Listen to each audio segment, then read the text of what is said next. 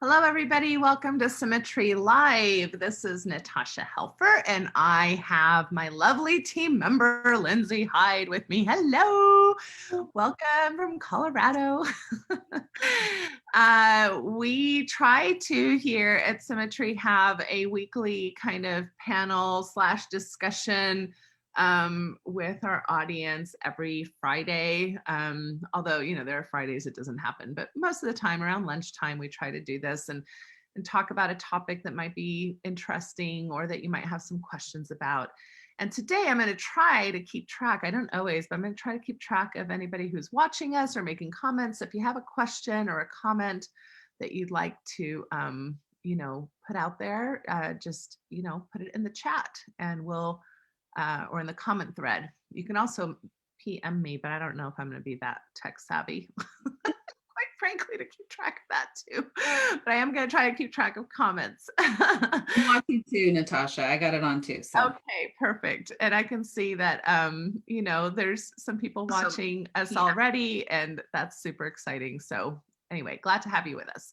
Today, Lindsay and I are going to have a short discussion. I'm not sure how useful it's going to be because we're both frustrated with this too. So maybe we'll just vent instead of offering any very sound advice. But what do we do with this generational gap that we're noticing? And what we mean by that is, I don't know about any of you as parents, but I'm a parent of adult children now and teenagers. And yet I feel very young, very hip, very in the know, right? Like I must be super cool. And yet I'm treated oftentimes as like a disaster case as a parent, right? Like, you don't get it, mom, right? Or you're so silly, or how can you think that? And even with some really tender issues, like maybe political differences or issues in particular with definitely always in the LGBTQ realm. Like I see myself as very much an ally of lesbian, gay, bisexual, trans, gender diversified teens and young adults. In fact, it's so much of my training and my work. And yet there's always terms or ideas or suggestions that when I question or wonder about, my kids can be like very like, feeling either judged by me or like, I don't get it. I don't know. Lindsay, what do you think? Do you find that to be the case too? totally, because I feel like I am the super cool mom that I know all this stuff. And I feel like if I even barely accidentally make the slightest misstep or something, I get like attacked. Like I feel like my kids are just like, ah, and I'm like, well, I'm trying to understand. Like I really want, and I know all that like a, and I feel like, whoa, feedback. An open, conversation with them about all different issues, but maybe I need to come up with better ways of approaching them. So maybe they are feeling judged by me or something, and suddenly, they go on the attack rather than having a conversation. Right, right. Yeah, right. So, okay, yeah. So we're having the same experience. And by the way, I think you're super cool. So if you need some affirmation that you're not getting from your kiddos, we can offer it to ourselves. I don't know. We can offer it to each other. But yeah, I think that, I guess my first thought is let's normalize this a little bit, right? I mean, I don't know that there's a group of people out there that wouldn't, when you look back in history, the generational gap is real, right? Like, and in a way, maybe it's even developmentally normal. Like our teenagers and our young adults developmentally are supposed to be bridging away from us a little bit. They're supposed to be launching and going off and finding their own ideas. And so this idea that they're always going to think we're cool or that we're going to, be the cat's meow. I'm even aging myself by saying that term is probably a little bit unrealistic because that would keep them more attached to us than then probably is healthy at this particular stage of development, because if they're too attached, then it's hard to leave us, right? Like, who'd want to leave me? But my kids need to start leaving me, right? And so I think that there is, I mean, when you look back through history, there's always been that kind of typical, like, my parents don't get me, or the older generation doesn't know what they're talking about, or they're dumb and stupid, or they're not progressive enough, or all those things. And you see that through music, through social issues, through political issues, through I'm thinking back, like, even like my parents, going through that with the 70s, and kind of a lot of the sexual revolution, and a lot of the music, and the hippies, and the Vietnam War, and a lot of the stuff that was going on there are huge generational gaps, and lots of language around that. And we're going through a lot of that ourselves with social justice issues and things like that. So I guess my first point is, maybe some of it we don't need to fix. We just need to accept that that's just part of, a healthy developmental stage, where are we safe enough to be disagreed with? Are we safe enough to be pushed up against? Can we have conversations where we're uncomfortable with our teenagers, and we're challenged, and we don't always have to be the right, because there's definitely that authority. Even though I don't believe in authoritarian parenting, it's funny how things I don't believe in, I still very much do. It's like, but I'm the mother and I'm right.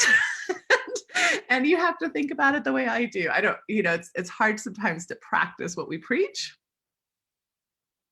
Oops. Oh, I do think too, like, and I agree with you. I don't always have to be right, but sometimes I'm like, but I actually have a little bit of life experience, like, why is it that everything I seem to say is totally stupid, and I kind of do know what I'm talking about sometimes, and I'm open and willing to learn from them, but I don't understand why it can't go both ways. But I think that's probably a maturity thing, and maybe I should just let that go.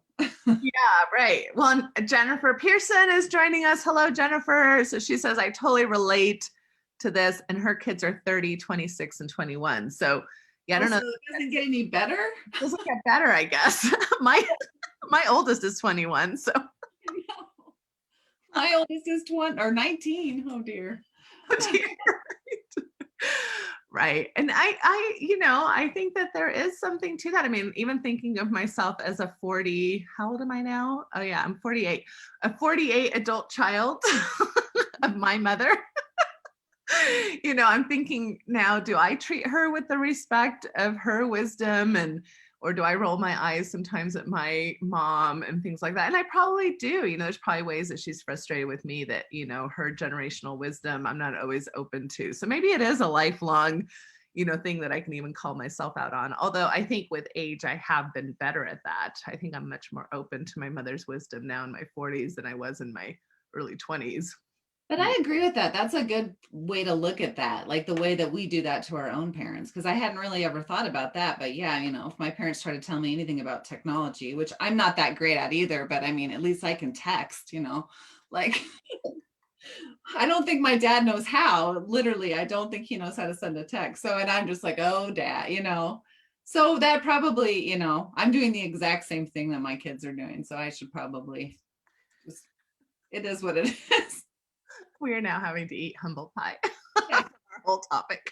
But I wonder if there is a way that we could, I don't know if you have any ideas of ways that we can talk about things that could potentially be heated. Some of my kids have political views that are very different than mine. And sometimes I question the sources that they're getting their information from, quite honestly. I'm like, when you spend all day watching YouTube videos and then come to me to tell me the way the world is, I'm a little skeptical. Mm-hmm. So I wonder if there's a healthy way that we can approach things that are a little more volatile. Right. Caused, like serious conflict in our household because of disagreements. Right.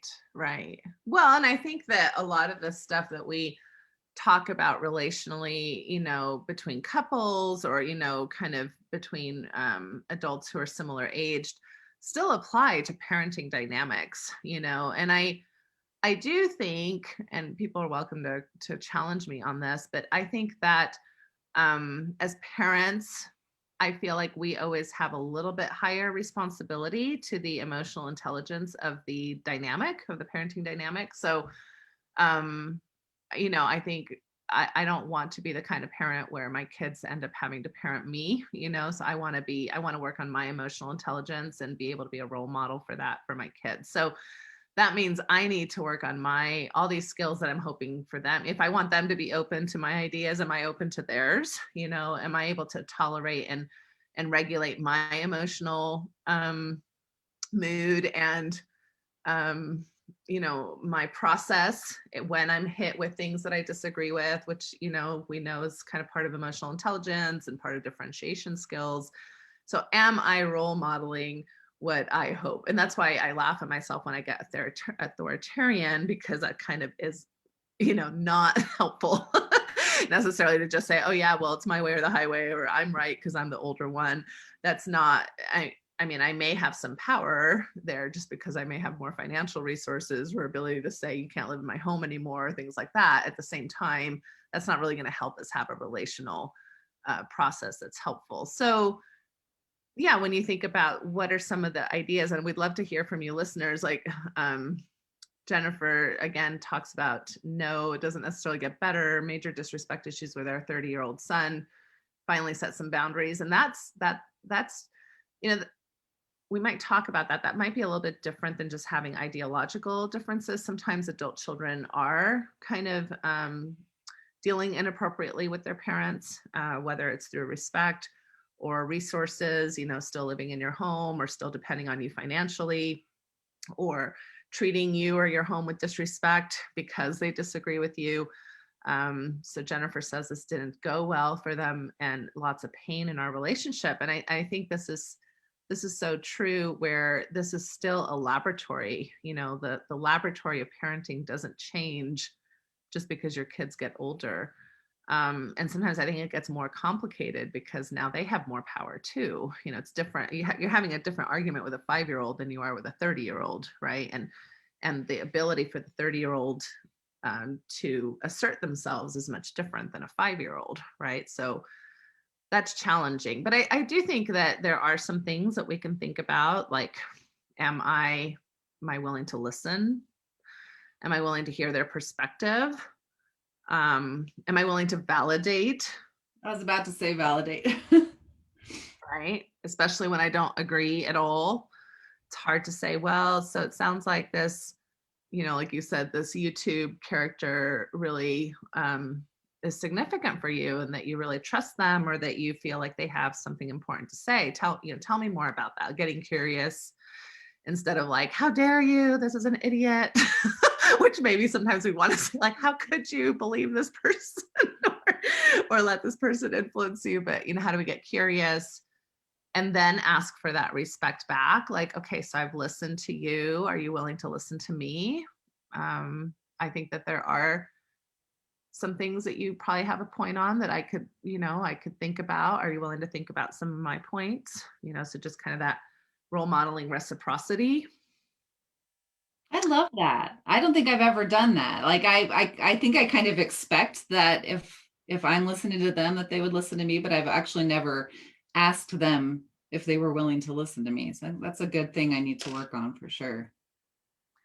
I think calling out the generational gap, I think with my kids, especially like around LGBTQ plus issues, which you'd think I wouldn't have any issues on, right? Because here I am, the sex therapist, and I have got a gender non-binary child, and who's really done a lot of willingness to challenge me and educate me in ways that it's different when it's personal versus professional.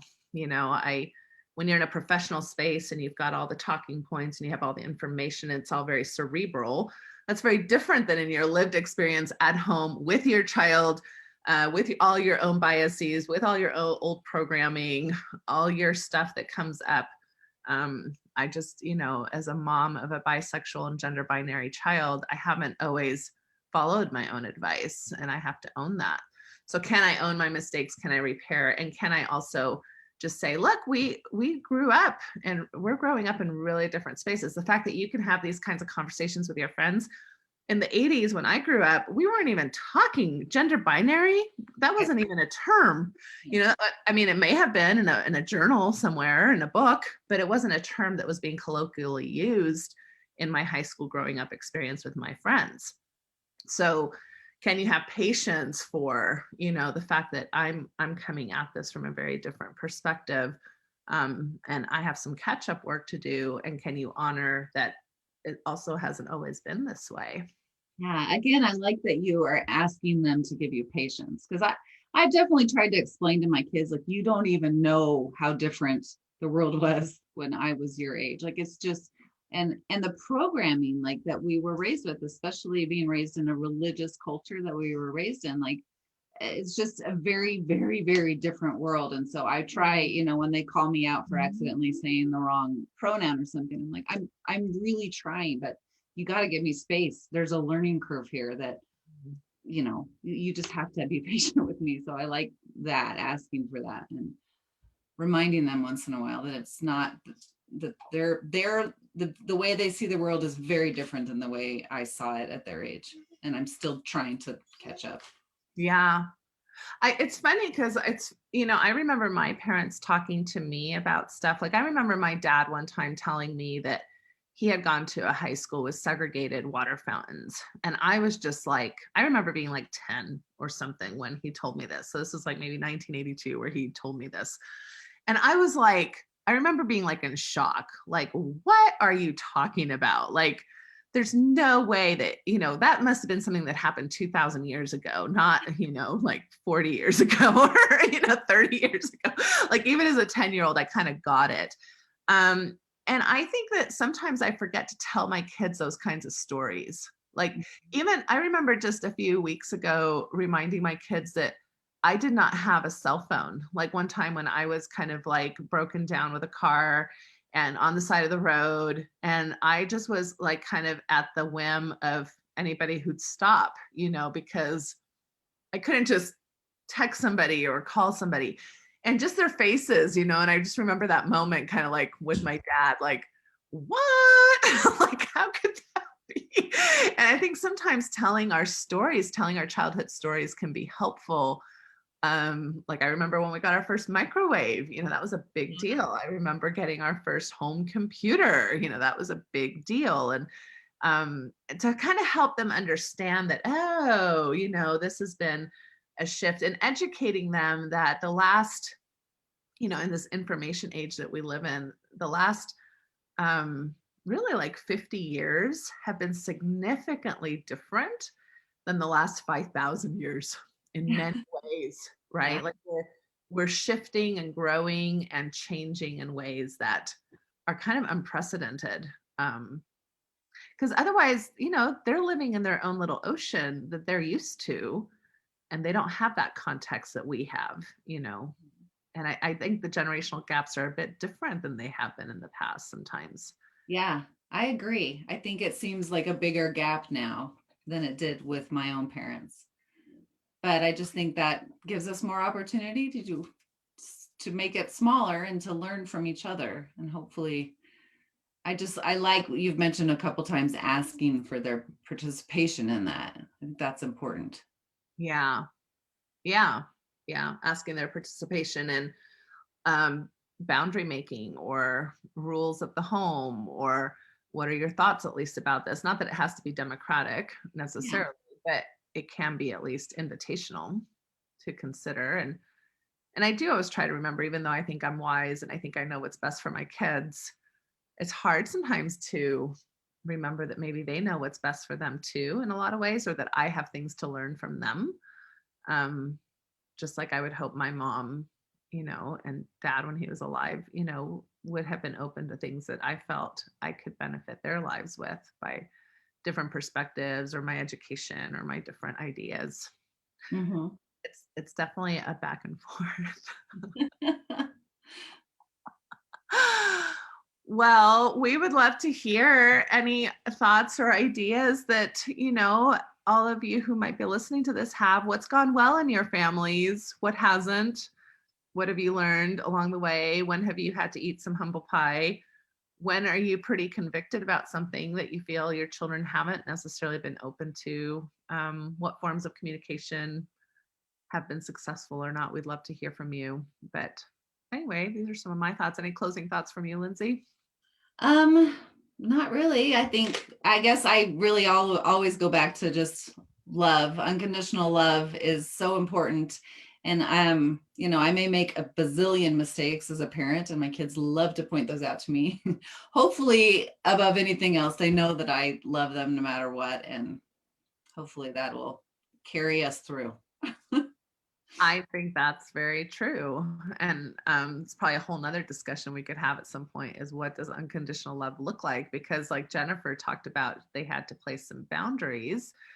And a lot of people don't see unconditional love and boundaries as being able to coexist. Mhm. And if I love anything more about Brene Brown's work is the reality that actually having loving relationships very much relies on healthy boundaries, right? And so maybe that's a discussion we can pick up some other time. How do you set limits or boundaries or good communication about what's okay and what isn't okay while still also being very unconditionally loving, which is more about respect and seeing the worth in a person, seeing the value in a person, regardless of what their behavioral actions are, or regardless of the boundaries you may be needing to set to have healthy parameters in your family system. Mhm. So perfect. All right. So, Symmetry Solutions, by the way, is a mental health and wellness group practice. We have a great team of providers that can help both through online services and in office, depending on where you're at geographically. If you want to know more about us, you can find us at symmetrysouls.com. I'll make sure and put that in the comments. Please take an opportunity to reach out to us, whether we can help you or not. We're always happy to point you in good directions. Please feel free to, in these comments, ask us questions or PM me personally or PM our Symmetry Solutions page so that we can address a question you may have on a future Symmetry Live event. Please be willing to interact with us as we do these because we'd love to hear from you as we talk. People can always bring up good questions or thoughts as we have these discussions too. So hope everybody has a great weekend. Lindsay, you have a great day. You And too. we'll hopefully see everybody next Friday. Bye. Bye-bye.